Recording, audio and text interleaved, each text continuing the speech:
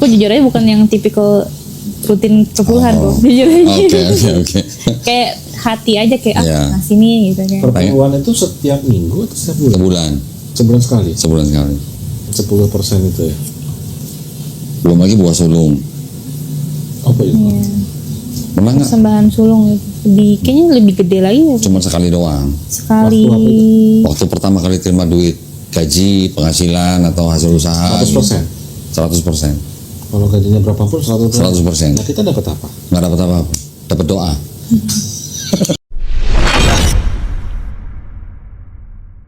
Bismillahirrahmanirrahim.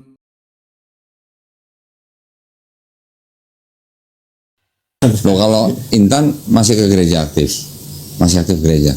Ke gereja udah enggak, tapi masih suka ibadah online. Oh, online. Dulu GBI-nya yang di Sukabumi? Aku dulu Jakarta sih kok, ininya lamanya ya. Oh, GBI mana dulu Jakarta? Aku tuh kadang di BRI, sekarang JPCC.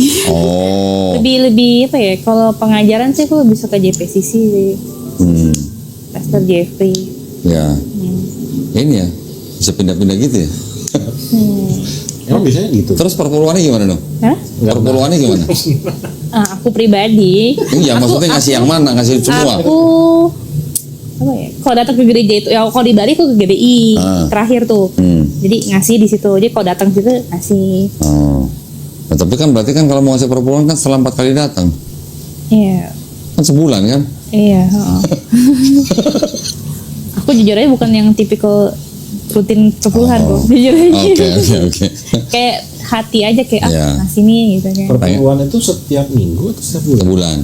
Sebulan sekali? Sebulan sekali. 10% itu ya? Belum lagi buah sulung. Apa itu? Iya. Pernah nggak? Persembahan sulung itu kayaknya lebih gede lagi ya. Cuma sekali doang. Sekali. Waktu pertama kali terima duit, gaji, penghasilan atau hasil usaha. 100%? 100%. Kalau gajinya berapapun 100%? 100%. Nah kita dapat apa? Nggak dapat apa-apa. Dapat doa. Jadi kalau sebulan udah ngeluarin modal buat kerja, buat ongkos atau makan, besoknya lagi dapat gaji itu semuanya ke gereja, nambah lagi sebulan baru dapat gaji buat kita. Itu pun potong 10%. Masih potongan. Jangan sedih. Aku baru tahu kalau itu nih. Gaji pertama. Sebenarnya perpuluhan itu sama, konsepnya sama dengan zakat. Kita kan juga ada kan zakat atas pekerjaan, ada juga zakat atas harta, ya kan? Kalau zakat atas harta itu kan setahun sekali. Kalau zakat atas pekerjaan kan kita setiap kali kita terima penghasilan.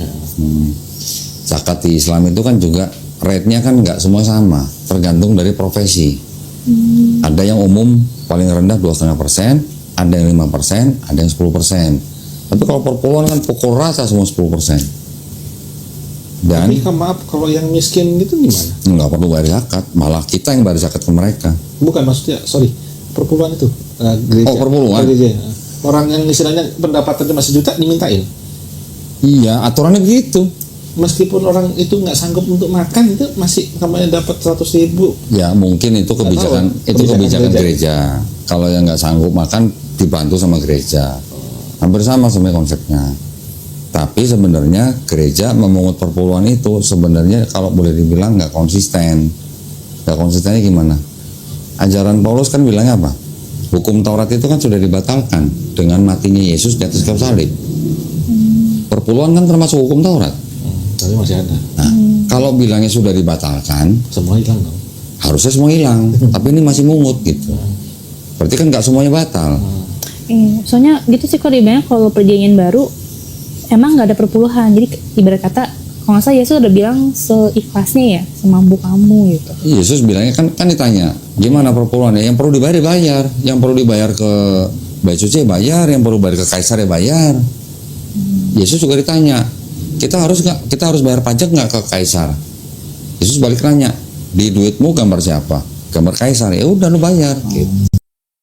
Dibayar pajak ketika nemu koin di mulut ikan. Itu Yesus yang bicara. Iya. Di Masa Tuhan bayar pajak? Di Alkitab ada. Ada. Nah logikanya kok Tuhan bayar pajak loh? Nah itu tanya sih Intan. Nggak tahu. Masa Tuhan bayar pajak?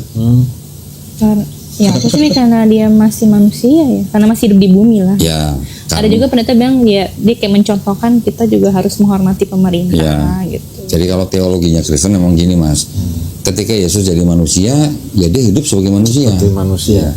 Tetapi orang Kristen mempercayai bahwa sosoknya Yesus yang manusia ini itu punya sifat ilahi. Bahkan ketika sudah 450 tahun setelah nggak ada Yesus, gereja gereja tuh meneguhkan teologi mereka bahwa Yesus itu sepenuhnya manusia, sepenuhnya Tuhan. Bilang gitu. Nah, konsep itu sebenarnya sama dengan kalau kita lihat Hercules misalnya. Hercules itu juga setengah manusia, setengah dewa gitu. Jadi konsepnya kan ada kesamaan. Mirip. Ya kan? Hercules lahir dari seorang ibu, dari seorang wanita Manusia. yang dihamili oleh dewa yang paling tinggi yaitu Zeus gitu. Kan manusia ya ibunya. Ibunya manusia. Manusia. Jadi dewa Zeus ini dewa yang punya anak 100. Ini mitologi ya.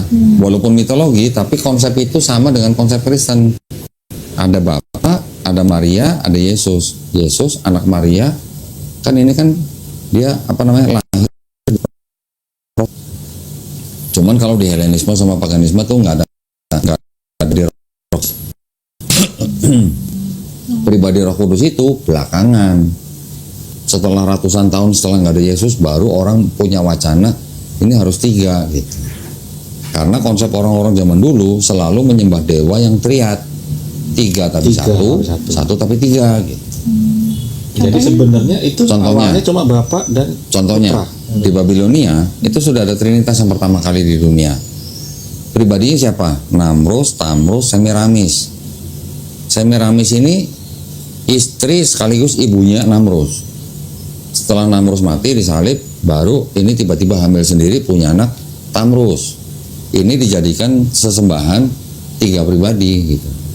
3 dewa tapi 1 Tuhan atau 1 dewa. Di Mesir ada Osiris, Isis, Ra. Sama juga. Ketiganya ini dianggap 3 pribadi yang berbeda tapi dianggap 1 Tuhan. Di India ada Trimurti, ya kan? Ada Brahma, Wisnu, Siwa.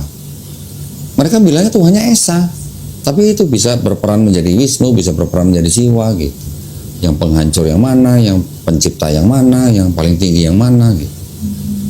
Jadi kalau kita bisa bilang kalau ateis orang yang tidak percaya Tuhan, kalau monoteis itu kan orang yang percaya Tuhan satu, mono gitu kan. Kalau politeis dia percaya Tuhannya banyak.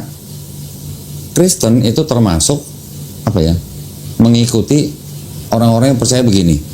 Ada Tuhan yang paling tinggi, supreme, tapi mereka juga percaya ada Tuhan di bawahnya, yang lebih rendah gitulah. Nah, kepercayaan itu yang disebut dengan henoteis.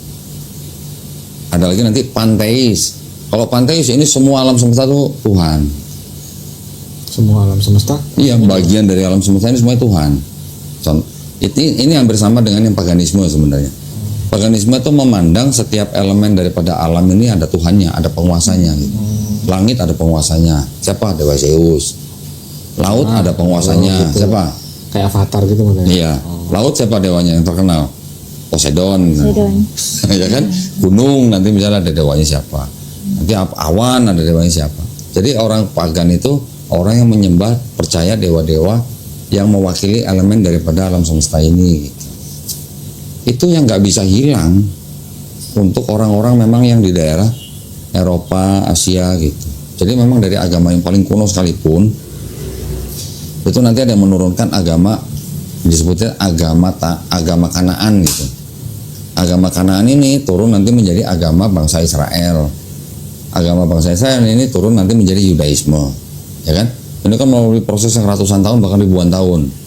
Nanti yang dari agama kuno ini nanti pecah lagi agama yang Hindu, Buddha, gitu ya. Pecah lagi menjadi agama paganisme Romawi gitu.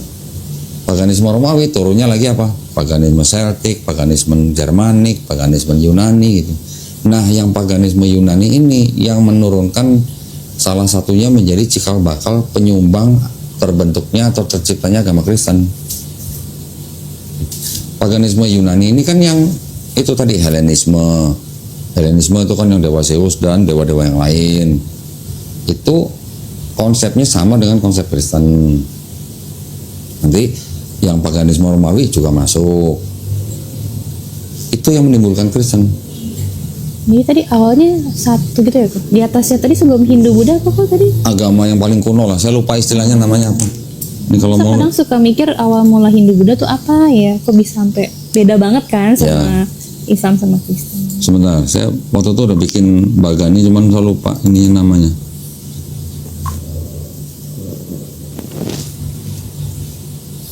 Nasinya enak banget. Nasinya enak banget. Iya, dua background. Udah.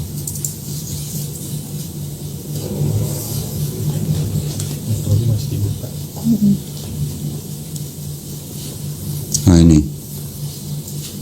agama-agama prasejarah tuh yang paling bisa dilacak itu yang namanya Göbekli Tepe. Situsnya ada tuh. Ini yang disebut dengan situs penyembah agama paling tua di dunia. Kelihatan Agama nggak? pertama berarti ya. Agama paling tua yang masih ada situsnya tuh. Pakai kuning. Göbekli Tepe. Boleh foto kok? Boleh? Atau nanti saya kirim PDF-nya aja kalau mau. Oh boleh ya. Ya. PDF ya Pak? Iya, nanti saya buatin PDF.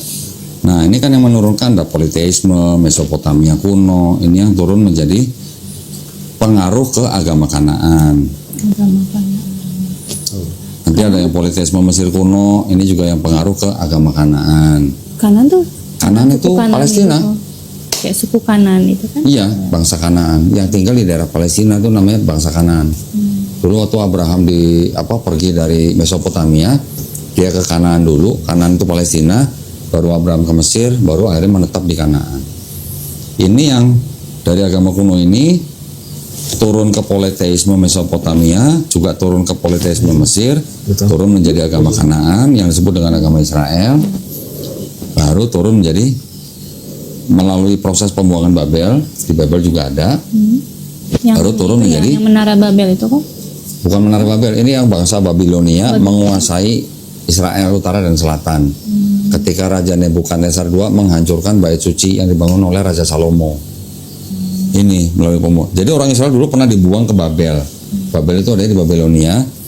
Baru setelah mereka dikembalikan timbul yang namanya Yudaisme. Kata Yudaisme tuh dari mana ya kok? Dari kata Yehuda, Yehuda. anak keempat daripada Yakub. Yakub kan punya anak 12. Ruben, Simeon, Lewi, Yehuda. Nah, Yehuda ini yang menjadi cikal bakal namanya Yudaisme. Nah, yang di atas lagi, bentar.